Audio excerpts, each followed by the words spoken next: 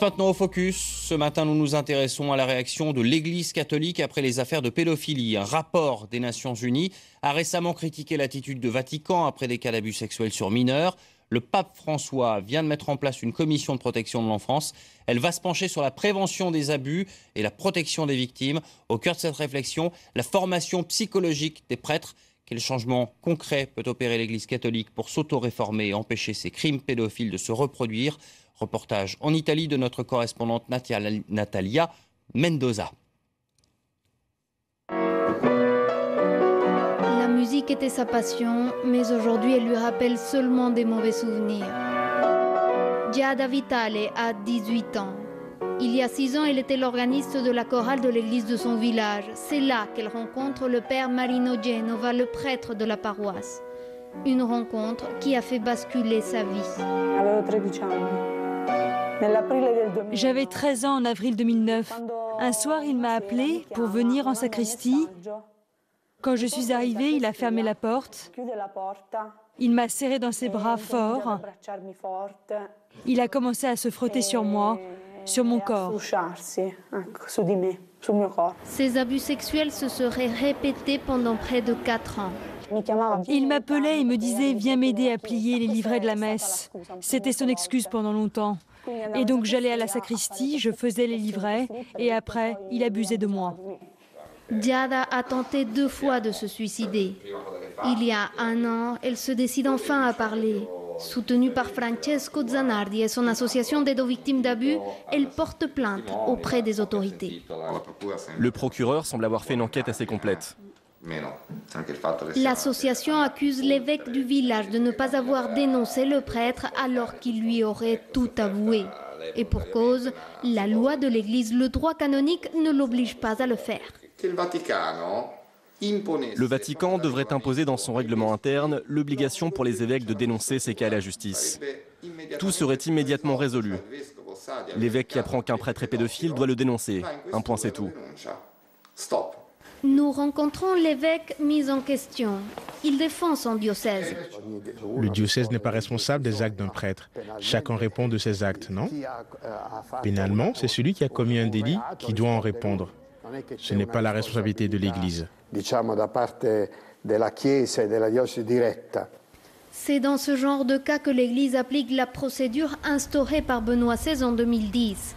Elle prévoit que seul le Vatican soit prévenu par l'évêque et si le cas est jugé sérieux, le prêtre est transféré immédiatement vers une communauté fermée dans l'attente d'un procès canonique. Autre scandale au sein même de la puissante congrégation des légionnaires du Christ. L'ambiance est au mea culpa. Le fondateur Martial Maciel a abusé pendant plus de 30 ans de dizaines d'enfants en toute impunité. Aujourd'hui, cette congrégation demande officiellement pardon aux victimes.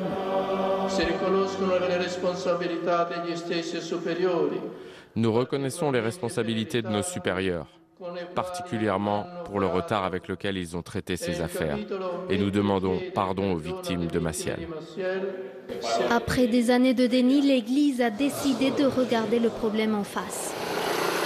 À Rome, l'université pontificale grégorienne participe à un projet pionnier.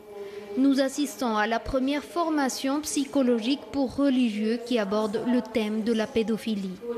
Ici, cette question épineuse est abordée sans tabou et toutes les questions sont permises. Imaginons le cas d'un prêtre qui a abusé d'un enfant. Dans ce cas, qu'est-ce qu'il faut faire? Faut-il informer les paroissiens du fait qu'il a été muté précisément pour ça, à cause d'un abus sexuel? Il est important de communiquer l'information, sinon il se peut que dans la nouvelle paroisse, le prêtre continue d'abuser d'autres enfants. Ces religieux sont venus du monde entier. Pendant une semaine, ils vont suivre un cursus consacré à la protection des enfants. C'est encore un projet pilote, mais grâce à son volet Internet, il rencontre déjà un succès planétaire. Nous avons des partenaires en Amérique latine, en Europe, en Asie, en Afrique. C'est avec eux que nous développons ce programme. Mais nous recevons tous les jours de nouvelles demandes de différents diocèses dans d'autres pays qui veulent participer.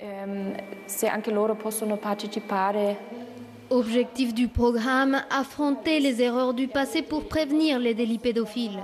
Le père Christian Echeverria a été ordonné il y a 14 ans. Pour lui, la formation psychologique est essentielle pour pouvoir affronter ses responsabilités de prêtre. Le prêtre doit être accompagné tout le long de son développement psycho-affectif. Cela affirme la maturité dont il doit faire preuve pour mener à bien son travail. C'est absolument nécessaire que l'Église le fasse.